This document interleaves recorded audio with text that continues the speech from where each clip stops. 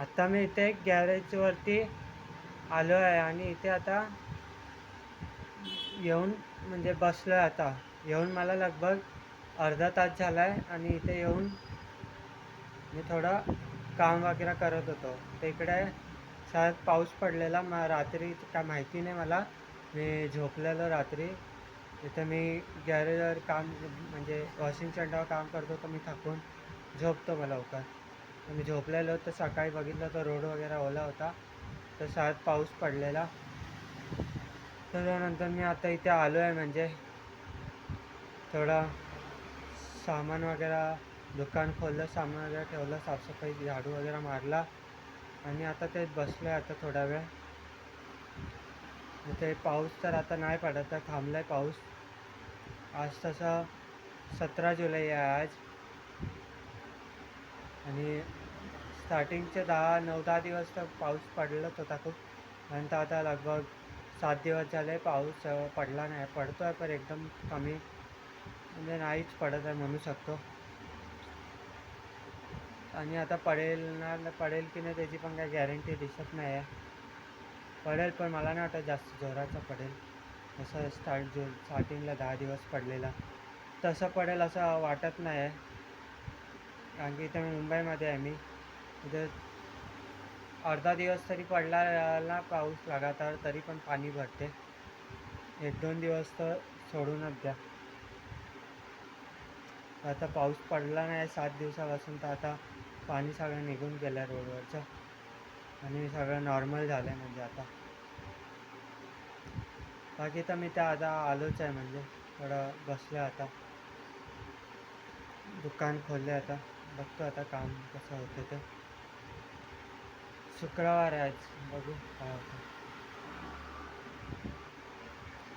पावसाच्या टायमाला धंदा कमी होतो, पण पाऊस थांबल्यानंतर गाडी घाण होतो, त्यामुळे होतो धंदा.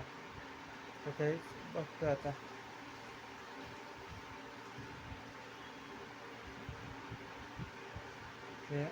जे वेदरमध्ये दाखवलेलं की 15 तारखे 14 तारखेनंतर पाऊस पडेल, पडला आहे पण एवढा नव्हता पडला.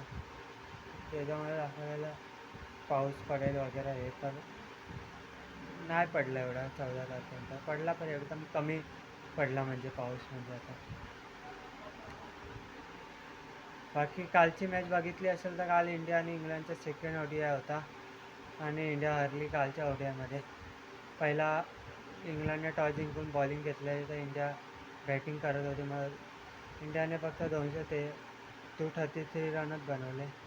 नंतर बॉलिंगमध्ये 6 विकेट घेतले, पण जो रूटचे 99 रनमुळे इंडिया हरली. म्हणजे तर शतक नाही झाला, पण त्याने त्याची टीम जिंकली. आता 1-1 झालं आहे. आता तिसरं वन डे बघू कोण जिंकेल, तर त्याला ट्रॉफी भेटेल. होप की इंडियाच जिंकेल थर्ड ODI. कारण की पहिला ODI तर इंडिया जिंकली, त्यांनी टॉस जिंकून बॅटिंग घेतलेली. दुसरा ODI हरली, त्यांनी जिंकून बॉलिंग घेतली. ते जास्त समजदार आहे. अगर इंडिया T20मध्ये हरल्यानंतर थोडा दिमाग लावला असता तर थोडा खेळू शकला असता, पण इंडियाने केलं नाही आणि लगातार हारत गेली. तिथे इंग्लंडने हरलं तर लगेच आता दुसऱ्या टायमाला बॉलिंग घेतली, समजदारी दाखवली म्हणजे आता. तर आता बघू थर्ड T20मध्ये काय होतं ते. होप की इंडिया जिंकेल थर्ड T20. बाकी तर आता हा मॅच बघायला भेटला नाही, कारण की मॅच खूप रात्री होती आणि मी खूप जास्त थकून गेलेलो. आणि नंतर लाईट पण गेली, तरी पण मला काय फरक नाही पडला, मी झोपून गेलो. लाईट नव्हती तरी पण एवढा थकलेलो मी. बाकी इंडिया आणि इंग्लंडचं म्हणाल तर आता थर्ड ODI कधी आहे माहिती नाही. उम्मीद करू की इंडिया जिंकू दे. तसं मागच्या या T20मध्ये राहुल नव्हता खेळत, तर का त्याला बसवलेलं काय माहिती नाही. खेळवायला पाहिजे होतं, एक बॅट्समॅन झालं असतं जास्त. जो रूटचा 100 नाही झाला, आपल्याला काय फरक पडतो, आपण थोडी त्यांच्या सपोर्टमध्ये. बाकी रोहित शर्मा विराट कोहली खेळले, पण खूपच स्लो खेळले. असं वाटते की विराट कोहली इंग्लंडच्या टीमने खेळतो. Bye bye.